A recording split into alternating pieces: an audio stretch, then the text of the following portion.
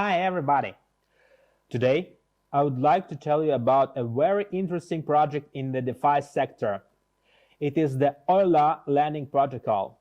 This project was developed by the Euler XYZ team, which won the hackathon provided by Encode Club's Spark University, where there were more than 100 participants from universities all over the world. As I think you guessed, the project was named after the famous mathematician Leonhard Euler. He was born in 1707 in Basel, Switzerland. You can see his illustration at Euler's website's main page. So, let's find out how this wonderful protocol works. Euler consists of a set of smart contracts deployed on the Ethereum blockchain that can be openly accessed by anyone with an internet connection. It is non-custodial, so users are responsible for their tokens themselves. It means that it works automatically only with program code. It is decentralized and has a lot of useful features which help every single user to earn more and feel more protected. Also, Euler is going to have its own token, EUL, for governance. Yes, the Euler can be compared with such DeFi lending protocols like Aave or Compound, but unlike them, Euler has a lot of different functions which I'm going to tell you about. At first glance, these functions may seem complicated like mathematics, but we will try to make them more understandable.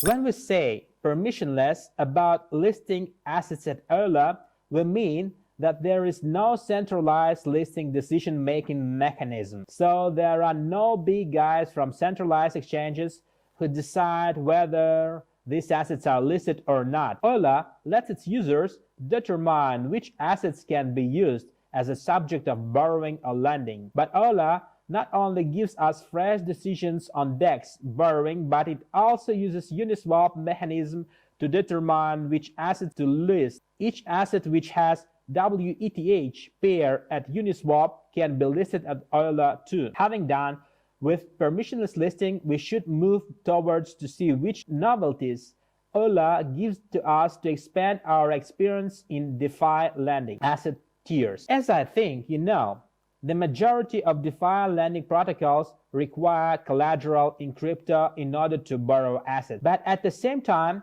the collateral in crypto often is not a stable coin whose exchange rate is equal to USD, such as USDC, DAI, or preparing to scam every year from its origin Tether. No, cryptocurrencies with very volatile exchange rates are used more often in DeFi lending protocols, and Euler is not an exception. But what if somebody used as a collateral Ethereum to borrow USDC, and just after this, the exchange rate of the Ethereum falls down by 50%? Does it mean that the protocol just lost 50%? No. The Euler protocol has some features to get rid of this. Euler has 3 assets tiers which help to save users' assets despite volatility. Isolation tier. This kind of asset is like the first stage of the Euler protocol. The assets are added to this tier right after listing, and it cannot be used as a collateral. The main safety aspect of this is that a scammer can use his own token with the price that he made with his manipulations as a collateral, and after borrowing assets like USDC or DAI, he can simply forget of his collateral because the price was fake. And one more aspect about isolation assets is that only this asset can be borrowed by one account. You cannot borrow any other asset with it using the same account. Cross-tier asset. This kind of asset is pretty much the same as an isolation asset. You still cannot pledge it, but in difference with isolation assets, you can borrow another assets type at the same account. Collateral tier assets. These assets can be called as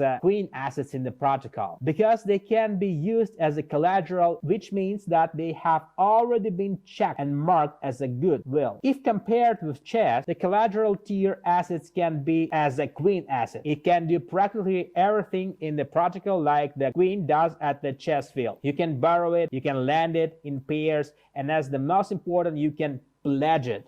EUL token holders can vote to liberate assets from the isolation tier and promote them to the cross-tier or collateral tier through governance mechanisms. Promoting assets up the tiers increases capital efficiency on Euler because it allows lenders and borrowers to use capital more freely. But it may also expose protocol users to increased risk. It is therefore in EUL holders' interest to balance these concerns.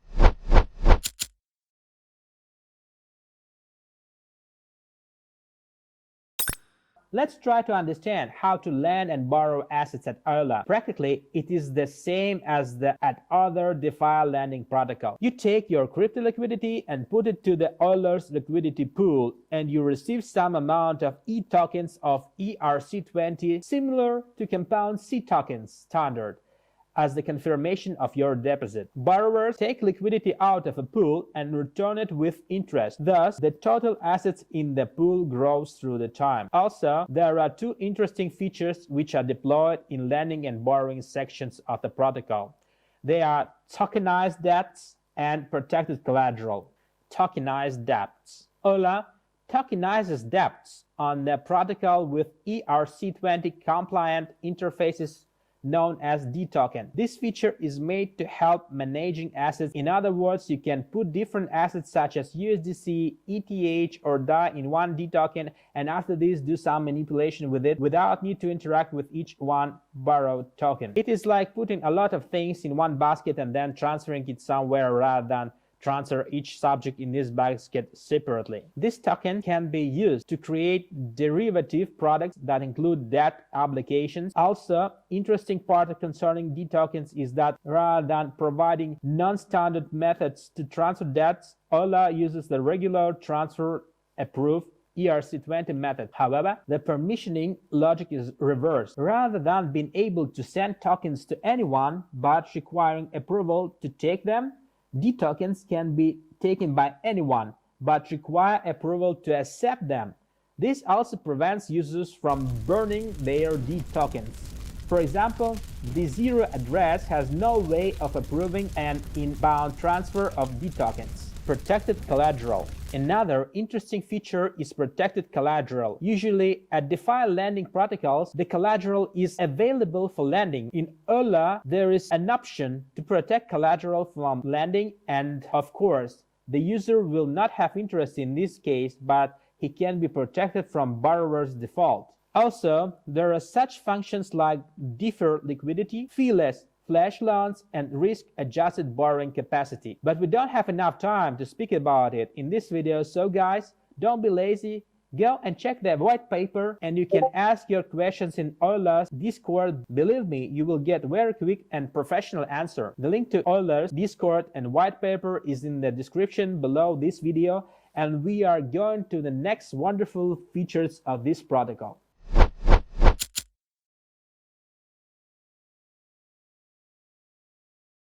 As I think you know, smart contracts don't have the function to get the information outside the smart contract. But in DEX, it is very important to receive actual data such as currency price in order the smart contract to be able to process its function and swap one token with another. In order smart contracts can have this outer data, the oracles were made. Oracle is the kind of function or feed which brings data to smart contract. Now, when we understand what oracles are, we need to know why they are in Euler and why they are decentralized. To be able to calculate whether a loan is over-collateralized or not, Euler needs to monitor the value of users' assets. On Compound, Maker, and Aave, various price oracles are used to get prices from off-chain sources and put them on-chain so they can be accessed by the relevant smart contract. This approach is unsuitable for Euler's purposes because it requires centralized intervention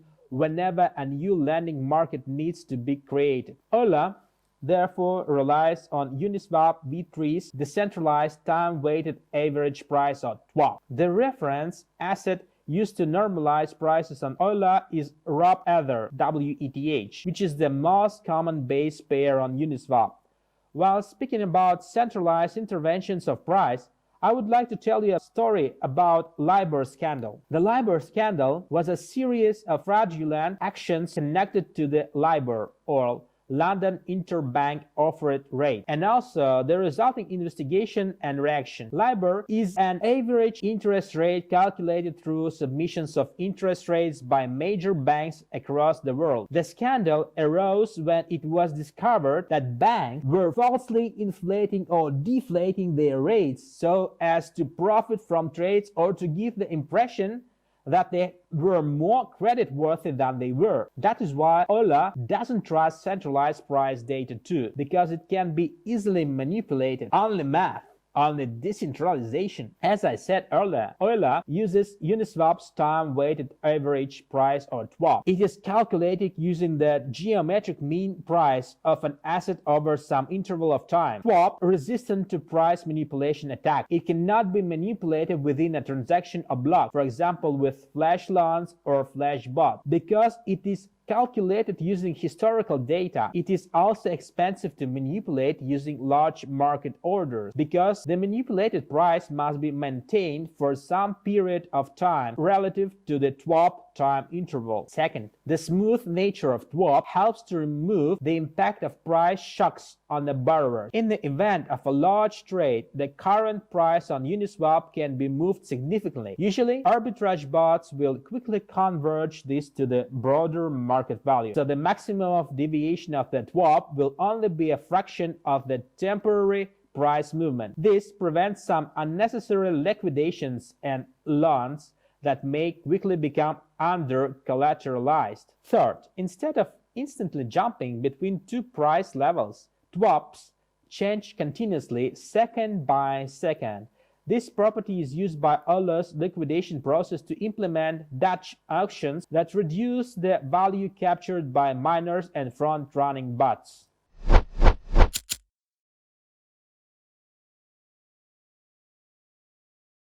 There are also liquidations in Euler. When the collateral asset's price goes down, it is sold in order to cover the sum of a credit. For example, you have an ETH as a collateral. When you borrowed USDC, for example, the price of ETH was $4,000, but when it went down and started to be $3,100, the system sells it in order to cover the loan. It is explained in really simple words. In the reality, Euler works more complicated. For example, it has a minor extracted value of MEV resistance, stability pools, and soft liquidation. MEV resistance. Unlike centralized exchanges where the broker himself liquidates your position and has some profit from it, in decentralized protocols, all users can become a liquidator and be able to earn at this process. But as you know, in the Ethereum network, miners can choose which transaction goes first. They can do it from many considerations. The gas price of transactions can be higher, or they want to front run and earn at the price change of swapping assets index, or they can get ahead of liquidators' transaction in order to be first and to become liquidator themselves. All these things are called minor extracted value. In order to reduce the harm from their activities, Euler has a type of the Dutch auction, which is aided by the TWAP oracles used on Euler, because a shock to the price does not bring with it a singular point at which every liquidator becomes profitable all at once. Instead, the price moves more smoothly over the time, leading to a continuum of opportunities to liquidate, which further helps to limit MEV stability pools. In other lending protocols, liquidations are usually processed using an external source of liquidity. Euler lets users to liquidate positions using assets from stability pools inside the protocol in order to get rid of such things connected to external sources of liquidity as swap fees, slippages, and high gas costs. And of course, if users put their crypto to stability pools, they earn interest of liquidation. In the majority of DeFi lending protocols, liquidations of a collateral starts at half of its amount. In Euler, there is ability to liquidate only the amount which is needed to keep the debt at good conditions.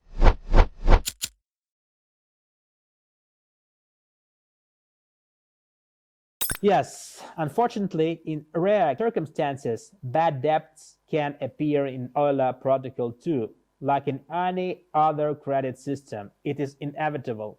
This can happen when borrowers' collateral becomes less than the value of their liabilities. This can happen because of fast price change, for example. But in order not to make the panic among its users and to cover all bad debt, Euler has reserves which are accumulated from the portion of interest paid by borrowers. But this reserves doesn't just wait, it earns interest too.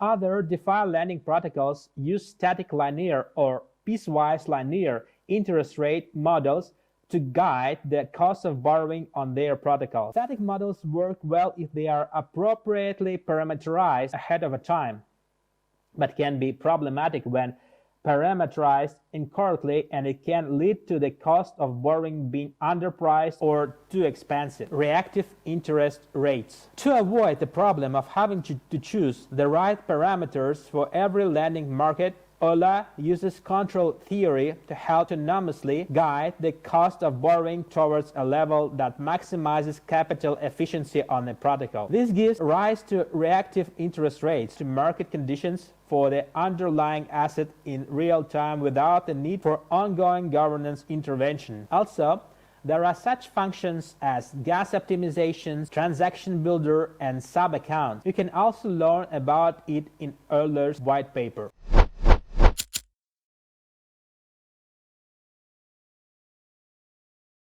The protocol will be managed by holders of a protocol native governance token called Euler Governance Token, EUL. EUL tokens will represent voting shares. Holders with enough EUL tokens will be able to make a formal proposal for change on the protocol. Token holders will then be able to vote on the proposal themselves or delegate their vote shares to a third party. Examples of the kinds of decisions token holders might vote on include proposals to alter include the tier of an asset, collateral and borrow factors, price oracle parameters, reactive interest rate model parameters, reserve factors, governance mechanisms themselves. That is all. In this video, I have been trying to tell as much as I can about Euler XYZ. This project develops every day and you can become the part of its community by joining Discord. I also recommend you to read Euler's white paper yourself, and if you have any questions, you can ask it in Discord. All links are below this video in description. I hope you like it, and I hope my video made you more familiar to this wonderful protocol. Bye. I hope you see you soon.